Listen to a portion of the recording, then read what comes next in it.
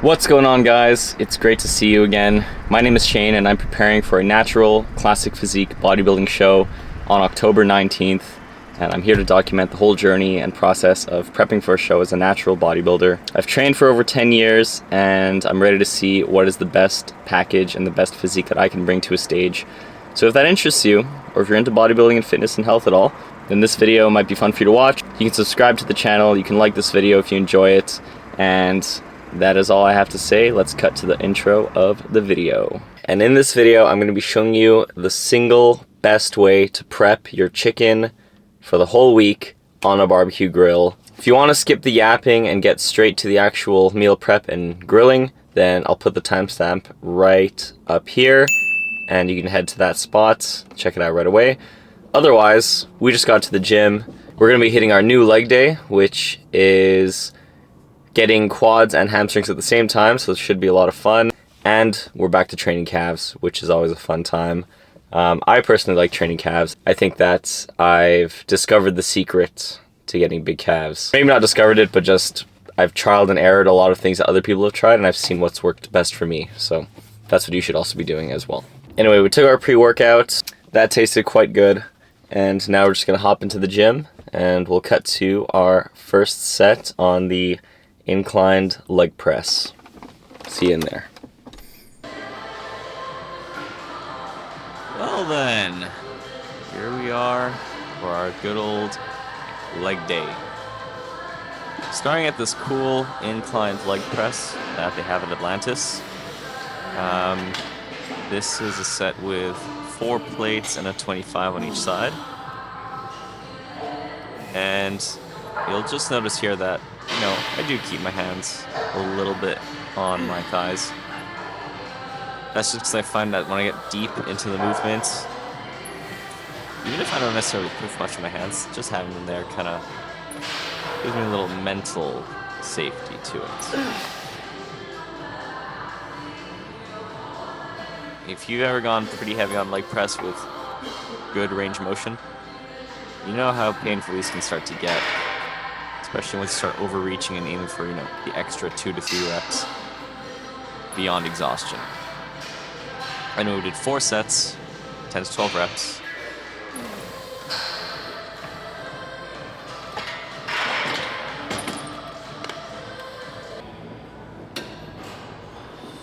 Once that wrapped up, we went over here to the seated leg curl. And this one, there's a lot more emphasis on having a very deliberate and slow eccentric motion, 2 to 3 seconds ideally. And you know what? To this day, it still blows my mind how much of a difference it makes when you do focus on deliberately, slowly letting that weight back up for every single rep, rather than just thinking, let me get the weight down, let me count up until 12 and 15 repetitions, and once it's done, it's done. Give a thumbs up to my gym bro.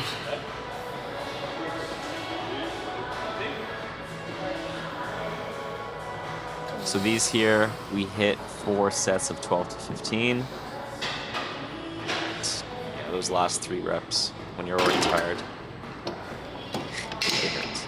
But it's a good hurt. It's always a good hurt.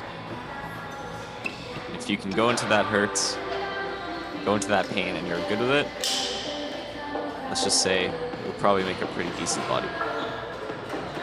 And you'll probably make a decent goal achiever for anything in life. The third exercise here is going to be this Bulgarian split squat machine. It can also be used for deadlifts. It's one of the newer machines actually that they brought into the gym and built. And just the bars with no weights on each side, it's like heavy as shit. I'm not gonna lie. But we managed to get 10 on each side. Not just repetition wise, but also 10 pounds on each side.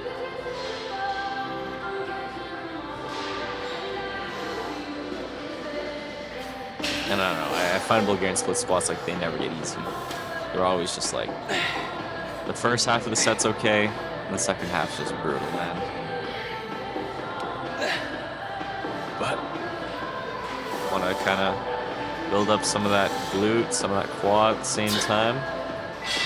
It's a fantastic exercise. There's a reason why it's so hard, is because it works so much at once. That's the third exercise. We did 3 sets there.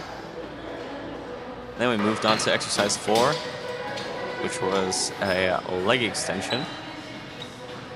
This is also about 12 to 15 reps. I noticed on my leg days what my coach does is it's a lot more higher reps. It's only maybe the first exercise that's 10 reps minimum, but everything else is about 12 to 15. And I found that over the last 7 months training legs, having higher repetitions, I tend to respond better in terms of growth, in terms of just overall soreness the next day. I'm actually hitting some partials here in a stretched position just to kind of add a little extra at the end of the set. So I felt like I hit failure a little too early and wanted to just get a bit more out of it. Final exercise for our leg day, number 5, is a either machine or barbell hip thrust. This is the one they have here at the gym. It's kind of some epic lighting, eh? It's like very nice overhead lighting in this little section. They put some of their newer leg machines that they built into this area. It's kind of tucked away inside. But good exercise. I don't know how much of my glutes I'm going to get to show on stage, but it is what it is. It's fun to do. Now moving on to calves. The big thing that I try to do when I do calves is I try to change my foot placement. So here I actually have, it's hard to see with the angle, but my ankles are turned a little outwards and my feet are a little inwards. So as I press up, I tend to be hitting more the inside of the gastroc. And you'll see like, it almost looks like it contracts a bit more to those fibers on the inside. I'll do a second set where my feet are turned outwards, so the ankles are close together. And then I'll do another set just kind of where my ankles are neutral, the way you would see anyone else in the gym doing it. I find this kind of helps you just hit it from all different angles. 4 sets of 15 to 25 reps, and you need to drop that heel off to get the stretch in the calf. It's actually, if you read some of the studies for this, they don't find a significant difference between someone who contracts from stretched to neutral versus someone who goes stretched all the way up to fully pushed up, plantar flexed. So then finished up leg day, and then we did 25 minutes on the Stairmaster. Back in the car, post-workout, 50 grams of protein, 50 grams of carbs. No change there in the last few weeks. So leg day is a little bit different than it has been for the last few videos. I guess there's just one video of leg day, but now there's different training for it. Now what we're gonna do is go home, probably gonna cut my hair, have breakfast. It's actually sunny now in Montreal, so I might go hang out by the pool a little bit and try to get a bit of sun. And then after that, when we start the meal prep for the whole week, I will hand the camera off to my personal videographer, aka my girlfriend. And I'll talk to you guys about how to prep the best chicken possible and how to make sure that you don't have areas that are drier versus areas that are undercooked per se. Okay, so here we are for the chicken prep, the best chicken and the most anabolic chicken that you're ever going to be having. You might be wondering why I have a towel out here. Well, it's funny you ask. Last time I tried doing this with the chicken, I may or may not have gotten a noise complaint from the people downstairs because they thought there was an earthquake happening up here. And you'll know why in just a moment. Anyway, let's break down what you're gonna need. Chicken breasts, plastic bag, freezer bag usually, olive oil. You're also gonna need tongs. Secret ingredient, Montreal chicken spice mix.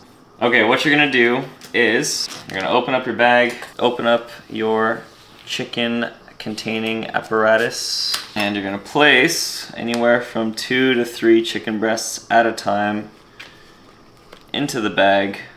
As you can see, let's say I grabbed a random chicken breast. Gonna be an end to the chicken breast that's a lot more thick, and then there's another end here that's a lot more thin. So if you cook it so that this is all the way cooked through, then this end ends up being really, really dry. And if you cook it so that this end's being perfect, this end's usually undercooked. So we're gonna do 3. Get your olive oil. because that's going to allow you to coat the chicken a little bit for when you're about to season it. And just get all the air out. We're going to transfer it to this towel. Alcohol, or I guess this is like some sort of wine. This was probably bought for me when I graduated from physio school. I haven't used this or drank from it. People can buy fancy mallets or hammers to help with this thing, but we're just gonna use this to try to beat the meat. Is that the thing?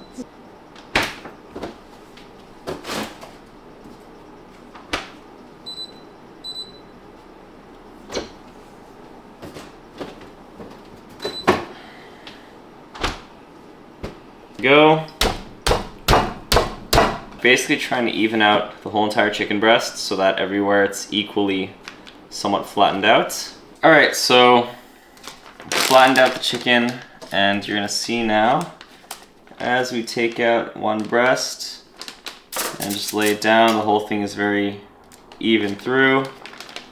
There's no real kind of larger end and then smaller end, so when we cook it and grill it on the barbecue, it's all gonna come out cooked evenly. Usually at this point is when I'll season one part. Kind of lazy to flip it over. I might season the other side after I lay it on the grill. Well then, how did we get here? We're here at the barbecue, we're gonna be grilling it up. We're gonna open each one to medium high.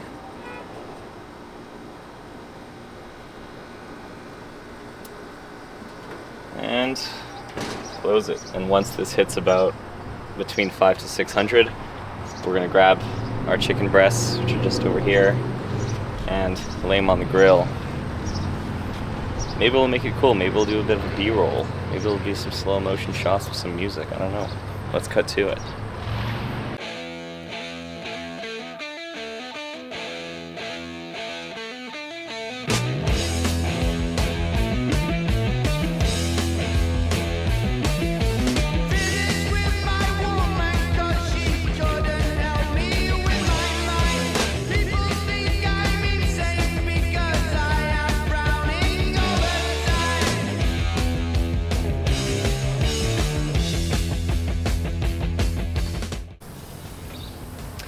Anyway, finish this up, head on inside, and I'll see you guys back in the kitchen.